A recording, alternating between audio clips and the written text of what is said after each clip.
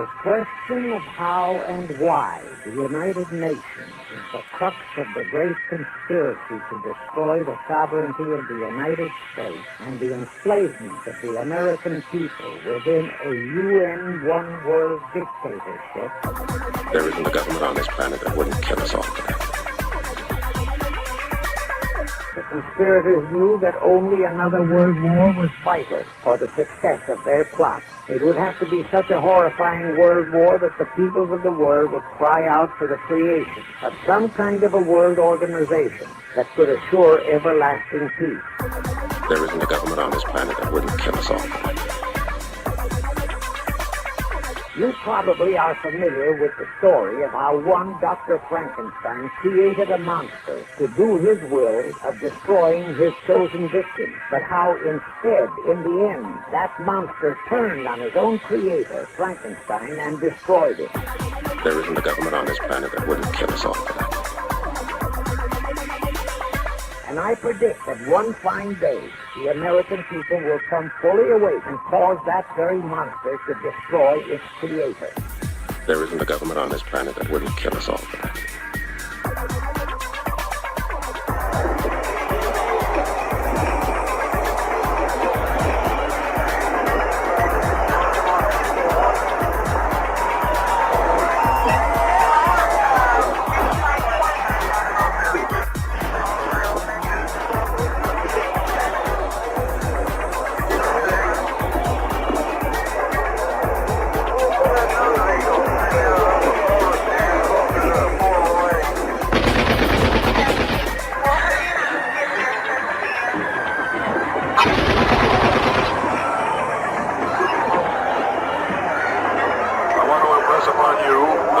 Extreme watchfulness. Shall we play a game?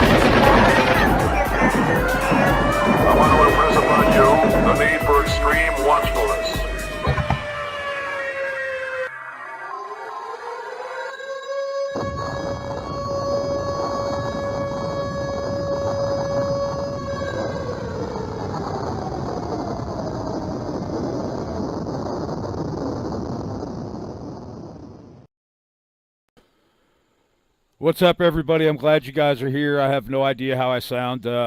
Kennedy is out of the picture for today. I tried to get him, but I think he's down for the count, man. So who's here? We got Jeff Hates Pigs. Who else? Sound off, you guys, unless you're just lurking, which, that's fine.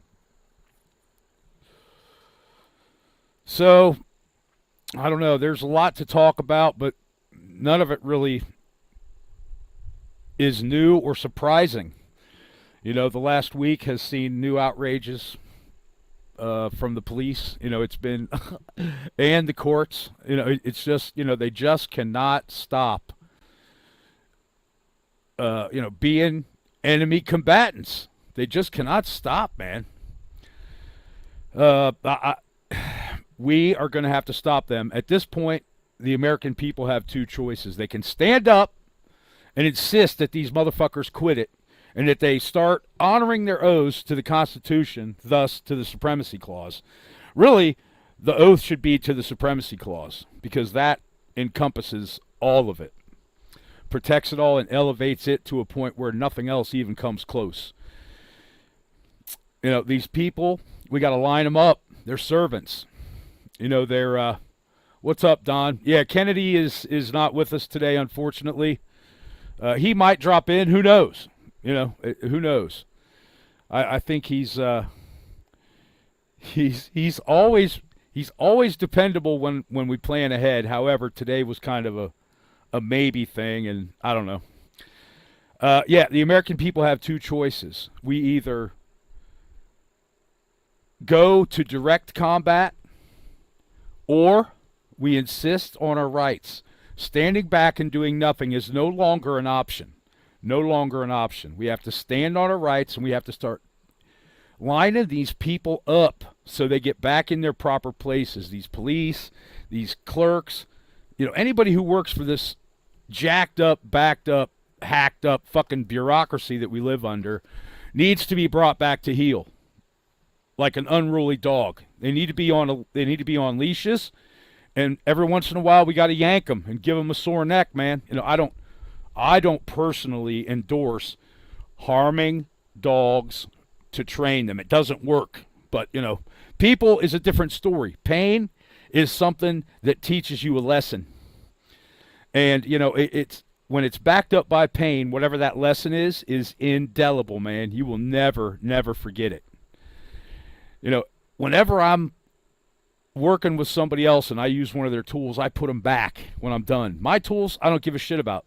You know why? Because they belong to me. But you know why I have that attitude and that principle of putting somebody else's tools back no matter what is because when I was a kid, my dad used to cuff me, upside the head whenever I didn't put tools back and he couldn't find them. He had to do it twice or 3 times. I can't remember. And he never had to do it again. Never had to do it again. First, because the obvious, I don't want to get smacked upside the head. But the other threat was, you just can't use my tools anymore. If you continue to leave them just laying around, you can't use them anymore. And that, we have to step into that fatherly role with these people, man. We have got to line them up. We are the boss. And when the boss just, sits in his office and lets the employees get away with doing whatever the fuck they want to do, how long do you think he's going to be the boss? How long do you think there's going to be any kind of business at all? And this country is coming to the point now because of all this ridiculous government spending on shit that we don't need and all the, multiple hundreds of millions, maybe even billions of dollars they spend on toys and weapons for the police that, they don't really need, man. It's not like we're at war. There's no open combat in the streets. Why the fuck do they need MRAPs? Why the fuck do they need these mobile ballistic shields like they used in Pittsburgh? If the American people can't understand that we're at war by just watching the news and seeing the gear that these pigs have, then we're lost. We are lost. And the future of America looks just like one of those frames from my video Extreme Watchfulness where they got the dude on the ground and they got the sole of the boot right on top of his head. On the ground. That's the future. That's the future. It's George Orwell's future. What did he say? He said, if you want to know what the future of mankind is, it's a boot in the face. That's what it is. It's a boot in the face. And we're right on the edge of falling into that. Right on the edge of falling into it. All right. Well, if anybody wants to talk, I'm gonna put the link up in here. Other than that, man, I don't know really where to go with this today. I'm feeling some sort of ways about shit that's going on, and I got nothing to lose. And the most dangerous man is the man who no longer has anything to lose. That's the most dangerous man. And right now, I'm feeling a little bit extra dangerous. So if somebody wants to talk, let's do it. I'll ramble on for like another 5 minutes about this, that, and all the other bullshit that's going on. I'm going to talk for a minute about a dude named Bobby Sands. Okay, Bobby Sands was an Irishman, and he lived in Northern Ireland. He was a member of the Provision Irish Republican Army, the IRA, and he expired on a hunger strike at a prison in Northern Ireland. Now, I don't know about anybody else, but starving yourself to death on principle, that's pretty strong, man. It's pretty strong. It's pretty strong. You know, and this guy, he wasn't much older than I was. Well, he was 7 years older than me, I guess. Yeah. And he like I said, he was a member of the IRA, and he was prominent. You know, he wrote some manifestos, and he had a lot of really good ideas that made sense. But he was a member of the IRA. I don't think that anybody here that knows anything about it will understand that was, you know, far from a peaceful organization. When you are under occupation, when you've been invaded by an enemy country, not just, you know, getting colonized by the fucking English, it's the same thing. That's a foreign incursion. That's a foreign takeover. And once that happens, those troops from that other foreign body, they are enemy combatants, and no kind of fair play applies to them. No kind of fair play. Yeah, I'm Irish, and you know, I've been interested in the IRA since I was a little kid, man, maybe 13 years old. You know, and you know, all my studying had to be done in encyclopedias and books from the library. There was no fucking internet. My best source for information when I was a kid was the library, and thank God there was only one like 6 blocks away from the house when I was a kid. I would suggest, if you haven't seen it, you guys download or rent or whatever. The Wind in the Barley is a movie about the IRA, the beginnings of the IRA, proto-IRA, and it stars Cillian Murphy, who is one of my favorite actors, probably, you know, up in the top 10 of my favorite human beings, just for what he did when he was forced to meet Prince Harry. Cillian is obviously, he's Irish, and you know, during the time period that The Wind in the Barley was about, there was a law that no more than 3 Irishmen could gather together, and any Irish on the street could not have their hands in their pockets. That's why this, you know, the propensity of these pigs to say, get your hands out of your pockets, that shit really pisses me off, man, because it strikes chords from, you know, the land from which my forebears, at least on my dad's side, sprang from. You know, it's apartheid, it's evil, it's tyrannical, it's of the devil. It has nothing to do with way, truth, and life. It's nothing but, or truth, way, and life. I'm sorry. It's nothing but lies, chaos, and death. That's what it is. Anyway, Cillian was forced to go to this thing where he had to meet Prince Harry. And before Harry was, you know, he was like going down the line, shaking hands with all these different people. I didn't recognize any of the other ones. But Cillian is just giving him this death look. Like, if he could have killed Prince Harry with that look, he would have been drawn and quartered and eviscerated and had his head slammed on top of a pike. And as soon as Prince Harry came in the room, Cillian put his hands in his pockets. And he only took his right hand out to shake the prince's hand, which I wouldn't have done. I would have just completely disrespected him and kept my hands in my pockets and wiggled my thumbs so he could see it. But it was good enough that he gave that death glare and that he stuck his hands in his pockets. Best he could do, but man, if looks could have killed, Prince Harry would have he would have been in dumpsters around the city, multiple ones, in plastic bags. You know, it was, you know, that these people that rule us are detestable. They're detestable, and they're subhuman, man. They lay around and they do nothing. They've probably, none of them ever worked a fucking day in their life doing anything that mattered.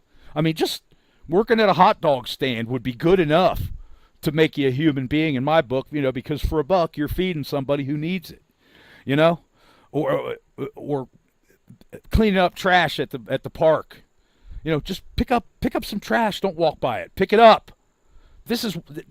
Walking by trash is the same kind of attitude that got us where we're at today with the pigs and all of these useless functionaries that claim to represent the government, thinking, and they think that they're the masters of us, and they do everything they can to make the process as fucking hard as it could possibly be, and that's not their job. That is not their job. And it's not their job to lord it over us and say, well, you can't film here, or you can't say that. Man, fuck you. I'll say what I want. First Amendment, bitch. This is protected activity. First Amendment. Religion, freedom of press, freedom of association, freedom of speech. Suck it. Put your hands on me. Show me a warrant. Where is your warrant? I'm pretty angry. I'm pretty angry today. I'm having dark, dark, dark thoughts about guys like Joe Grimaldi and Justin Peppers. But I'm not having any bad thoughts about Officer Hughes from Chuck Bronson's and Patrick's interaction with those cops, because the stupid ones were the ones in the van. The cops were waiting for the masters, Chuck and Patrick, to give them orders, but they never did. All that came out of their mouths was fucking nonsense. We've got to stop talking nonsense to these people. We have to start acting like what we are, and we are the boss of them. We're the boss of them. They're out of control because we let it happen. What happens when you leave the house for 12 hours and you got a dog? You're coming home to a pile of shit in the carpet, period. Is it dog's fault? No. He probably held it and whined and looked for you and everything else, trying not to shit in the house, but you were absent. We cannot be absent with these people, or they're going to shit on the rug. Okay, they're children. They're little children, and they're idiots, and they need to be brought back into some kind of line where firstly they're doing their jobs, and they're not just trying to figure out how they can fuck somebody over. Like the Virginia Beach police and that, I can't remember the name of it. It's on the civil rights lawyer. The dudes, they lost track of a receiver for an AR-15 type weapon, and they blamed it on this black dude who was part of shipping and receiving, I guess. I don't know for sure. But they called the cops, and literally like 10 minutes after the cops showed up, 10 or 20 minutes, the part came back because it got sent to the wrong place. The part was back in the building. But the cop, if you watch, you got to go and watch it, man. It's one of the most telling that I've ever seen. They don't beat anybody up. They arrested him. They cut him loose, but after they cut him loose, because the receiver came back while they were there, the one cop says, well, I'm going to go back in here and talk to my boy, the manager of the place, or, senior operations guy or whatever. And he goes back in there and he was like, what's your policy on marijuana use or THC or whatever? Because he had THC vape thing in his car. They were already going to fire the guy. The cop didn't have any fucking need to do that, to try to make sure to get this guy fired, but he did anyway. And how the fuck is that his job? It's outside of the scope. It's backbiting of the most extreme kind. And it's evil. And I just can't, I couldn't see myself doing some shit like that. I don't know, maybe this pig was trying to ingratiate himself with the owners of this business or whatever. Maybe he's friends with them. I don't know. But that's the kind of shit I'm talking about. Like, it happened to Kennedy, and Chile. That arrest from Bork was, an opportunity for them to retaliate. Even though he did nothing, they manufactured these charges, convicted him, and threw him in jail. Now, he overturned it on appeal, obviously, but, he spent almost the entire time in there that they sent him for doing nothing. But these people are nothing but conniving, spoiled, evil, demon-possessed children. That's what they are. They're socialists. And what's the only requirement for being a socialist? The willingness to commit crimes, more specifically against your fellow man. Socialism has been given this face to where, it looks nice and, oh, you're going to get a house and you'll have time off work and you'll have medicine. But that shit never happens, or if it does, it's substandard, and it's always nothing but bad. Democracy leads to socialism. Socialism leads to communism. We don't live in a democracy. We live in a republic, which is defined by pitchfork mobs with torches and burning edifices of power. As soon as the government pisses everybody off, out come the pitchforks and the torches. That is what a republic is. The people rule.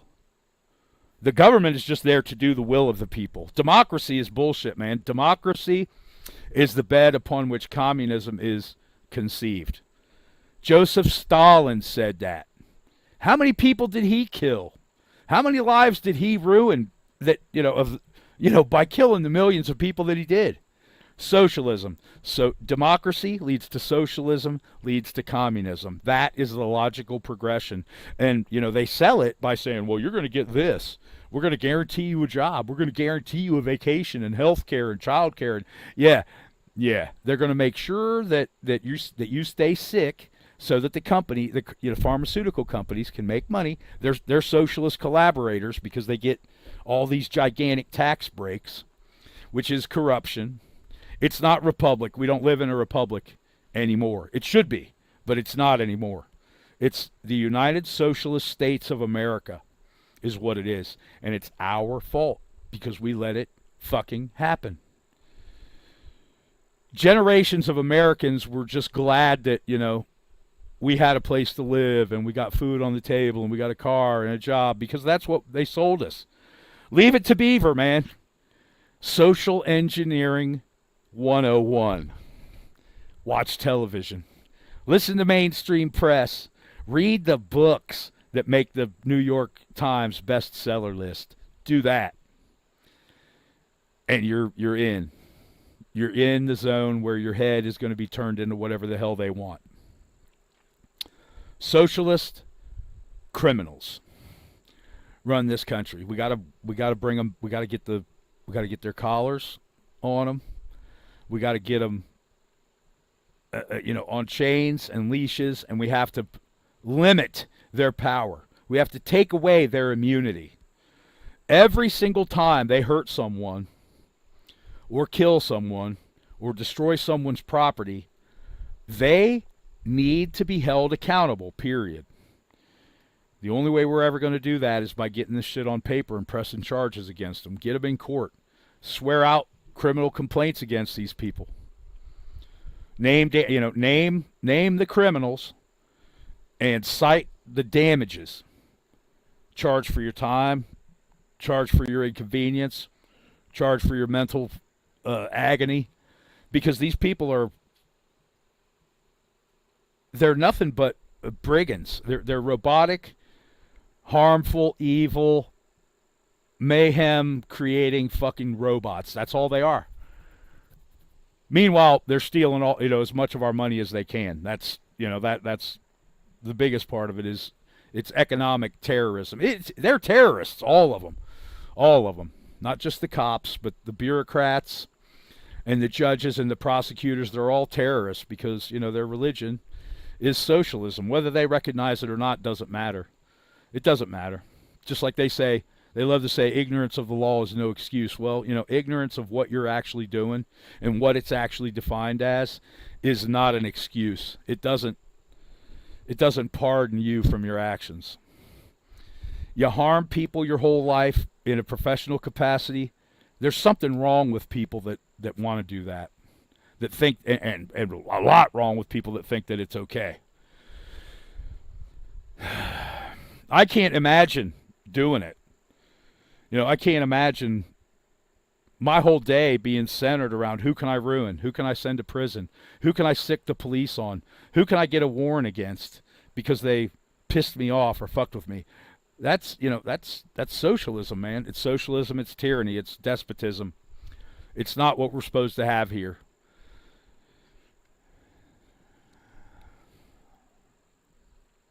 And just like, like I cited earlier, just like your dog that gets left in the house for too long and he shits on the carpet, can't be mad at him. It's your fault because you didn't make arrangements for him to get let out, or for somebody to just keep an eye on him for a minute.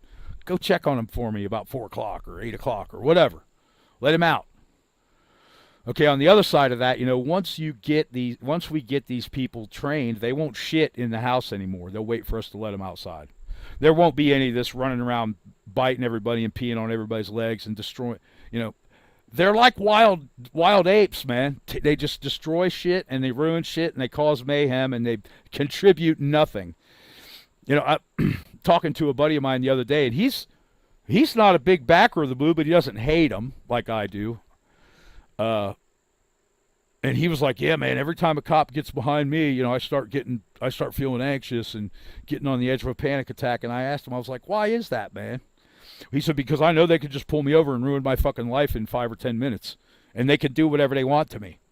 And this is a guy who isn't necessarily aligned against the police.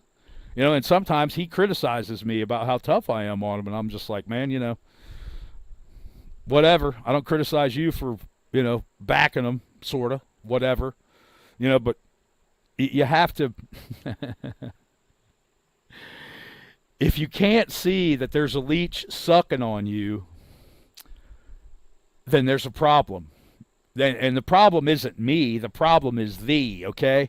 And once you look down and you see it, that leech is sucking on your leg or your arm or whatever, and you just ignore it, what are you then?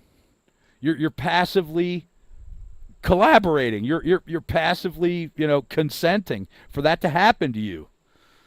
A normal person would, take some measures to get that thing off. Pour some, I don't know, you pour vinegar on them or chalk or something to get them to come off.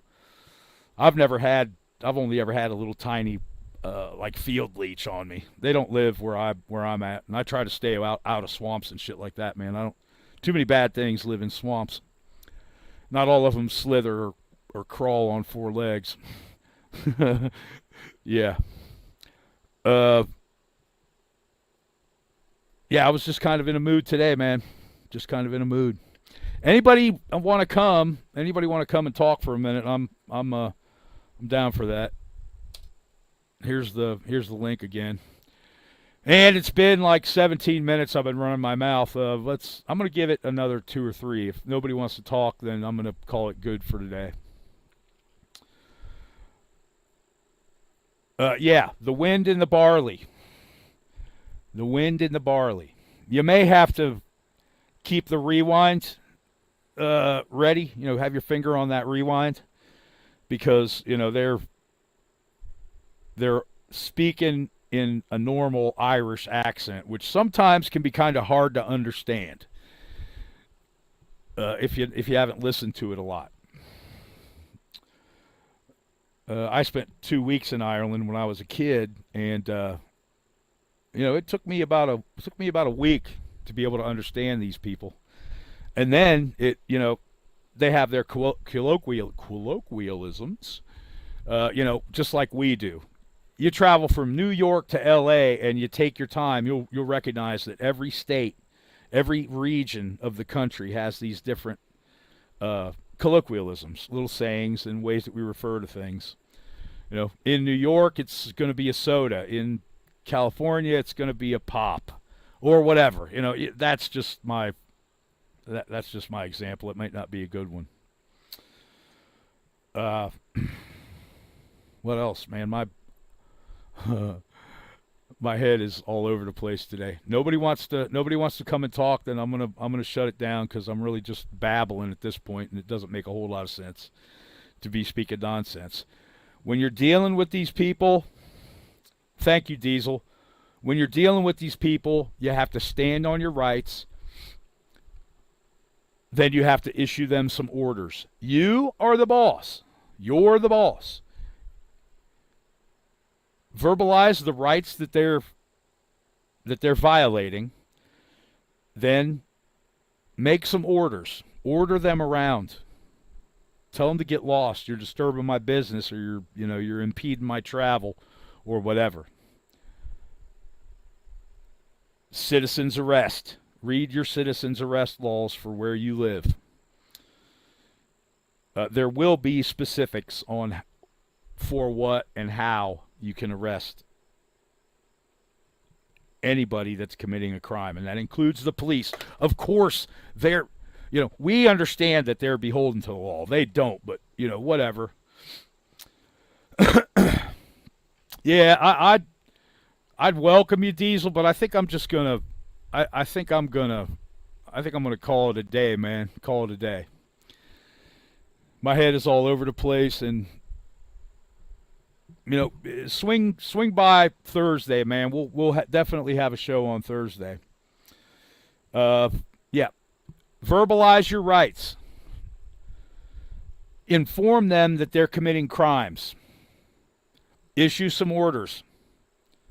Make some arrests. You don't have to touch them. An arrest is just it's a proclamation. Just like a warrant. It's paperwork. Paperwork is what we need against these people. We have got to figure out what they're doing wrong, and we got to get it on paper. Once it's in the record, for them to take it out of the record is a crime. Yep. Yeah, and stand on the Constitution. Exactly. Stand on your rights. Supremacy clause.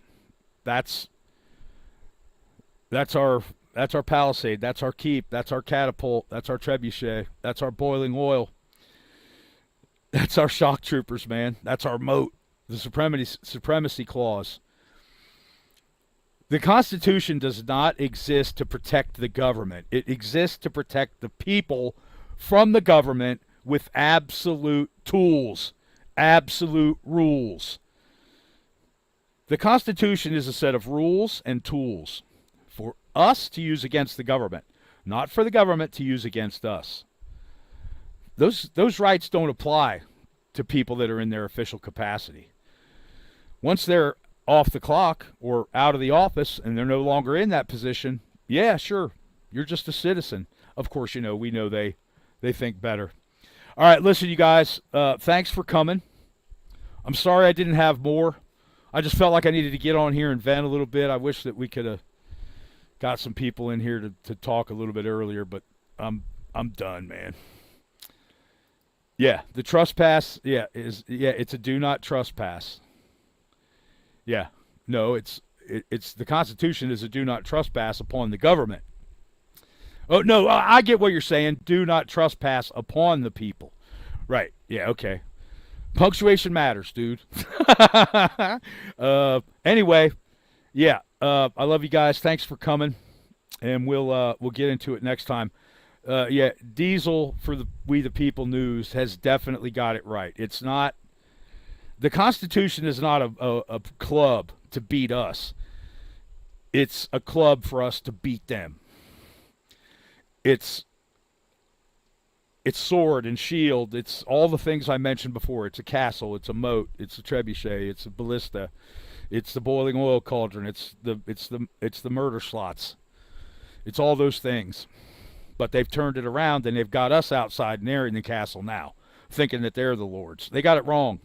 They're the trolls and the barbarians outside the castle, not us. It's a different thing now. All right, love you guys. I'm out of here. Take it easy.